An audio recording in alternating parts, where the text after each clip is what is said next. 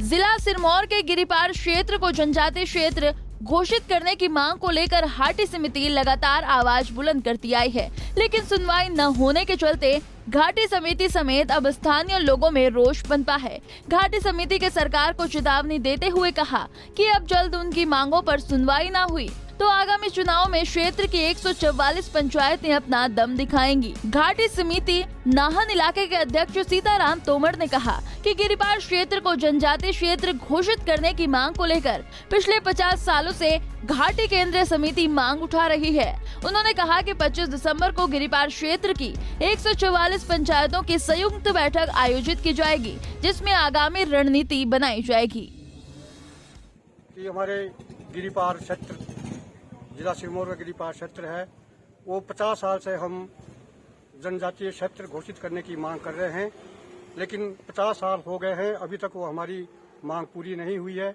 इस विषय में कल हमने एक प्रस्ताव पास करा है नाहन यूनिट ने, और वो प्रस्ताव हमारा उपायुक्त महोदय के माध्यम से हम माननीय प्रधानमंत्री भारत सरकार को भेजने जा रहे हैं, और उनसे भारत सरकार से ये अनुरोध करेंगे कि जो हमारी ये लंबित मांग है 50 साल से, ये मांग हमारी पूरी की जाए।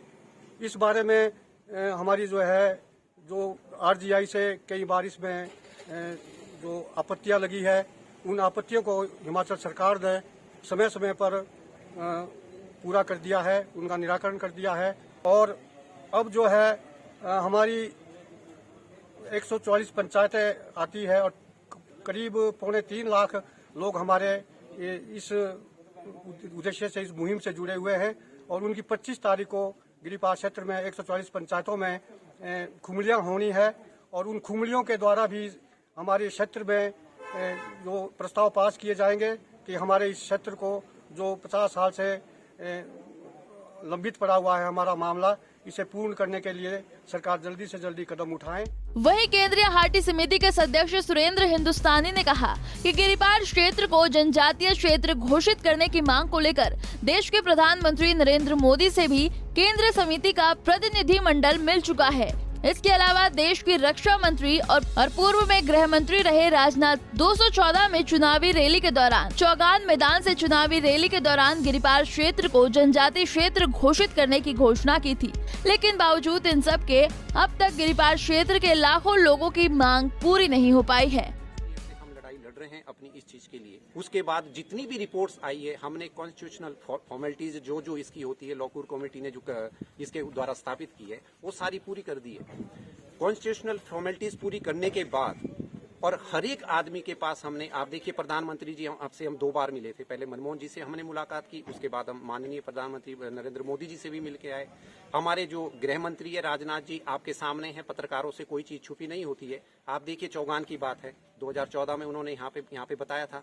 उसके बाद हमारे जो ट्राइबल मिनिस्टर हैं वो वहाँ पे जोएल राम जी वहाँ हरिपुर धार में आए थे, उन्होंने ये बता दिया था कि आप 100% डिजर्व करते हैं इस चीज के लिए।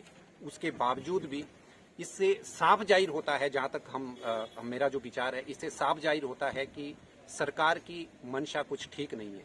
किस लिए कि जो आदमी रोता नहीं है, जो बच्चा रोता नहीं है, माँ भी उसको दूध नहीं देती है। उसी प्रकार से इन्होंने हमारे को भी नकारा समझा हुआ है कि इनके बस का कुछ नहीं है। लेकिन अब सब्र का बांध टूट चुका है।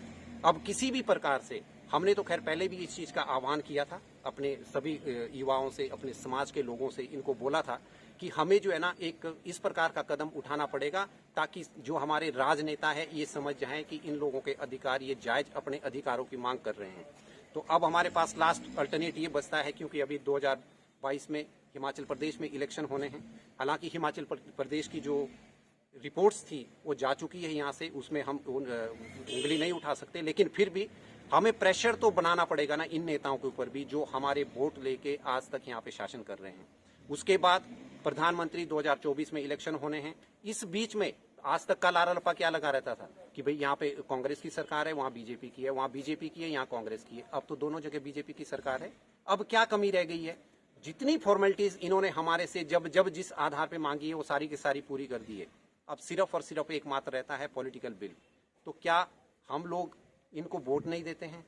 या हम लोगों ने कभी इनके सांसद को नहीं बनाया, इनके विधायकों को नहीं बनाया है। जब बनाए हैं तो हम भी अपना अधिकार उसी आधार पे लेंगे और अब लड़ाई जो है वो आर पार की होगी। अब इसमें हम किसी भी प्रकार से अपने युवाओं को नहीं रोक सकते, चाहे जो भी होगा। हम अपने अधिकारों के लिए हमें गांधीवादी नीति को छोड़ के अब हमें सुभाष चंद्र और चंद्रशेखर वाला रास्ता अडॉप्ट करना पड़ेगा। जय हिंद, जय भारत। पंजाब केसरी के लिए नाहन से दिलीप सिंह की रिपोर्ट। हमसे जुड़े रहने के लिए हमारे YouTube चैनल को सब्सक्राइब करें और नई वीडियो की नोटिफिकेशन के लिए बेल आइकॉन को दबाएं।